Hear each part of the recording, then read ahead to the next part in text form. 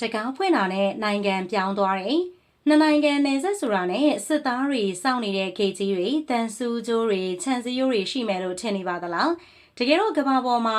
အိမ်တစ်လုံးလေးကိုနိုင်ငံနှစ်ခုပိုင်နေတဲ့နေရာရှိသလိုကျွန်းနှစ်ကျွန်းကြား4 ကီလိုမီတာပဲကွာပေမဲ့တရက်နီးပါးအချိန်ကွာနေတဲ့နေရာလည်းရှိပါတယ်။ဒီတော့ကမ္ဘာပေါ်ကနေပြီးတော့အထူးဆန်းဆုံးနယ်စပ်5ခုအကြောင်းဒီနေ့ဗီဒီယိုလေးမှာလေ့လာကြည့်ရအောင်ပါ။နံပါတ်1 Point Rogers USA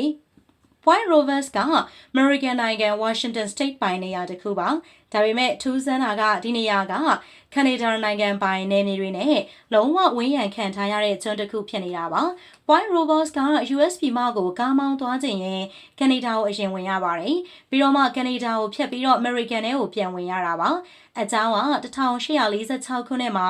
US နဲ့ Britain တို့နယ်စပ်သတ်မှတ်ကြတဲ့အချိန်49 ဒီဂရီလက်တီကျူလိုင်းကိုဓာတ်ရိုက်ဆွဲလိုက်တာကြောင့်ဒီကျွန်းဆွယ်လေးက US ဘက်မှာကျန်ခဲ့တာပါအခုချိန်ထိ Point Rogers လူတွေကနေ့စဉ်ဘဝမှာကနေဒါကိုမဖြတ်ဘဲအိမ်ကနေမထွက်နိုင်တဲ့လောက်ဖြစ်နေပါတယ်နံပါတ်1ဘာလီ Belgium နဲ့ Netherlands ဒီနယ်စပ်ကတော့ကမ္ဘာအရှုပ်ထွေးဆုံးနယ်စပ်လို့တောင်မှခေါ်ဆိုနိုင်ပါတယ်။ Belgium နဲ့ Netherlands ကြားက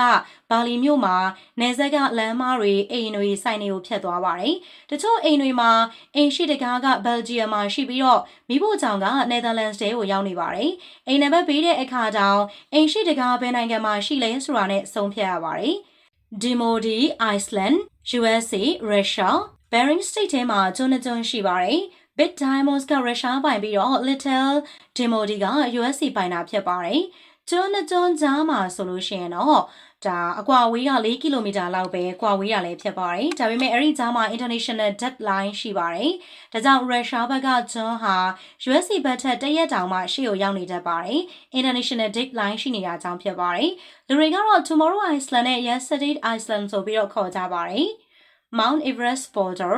ကမ္ဘာအမြင့်ဆုံးတောင် Mount Everest ကနီပေါနဲ့ China ကြားနယ်စပ်ပေါ်မှာတည်ရှိပါတယ်။တောင်ထိပ်ပေါ်မှာရပ်နေတဲ့လူတစ်ယောက်က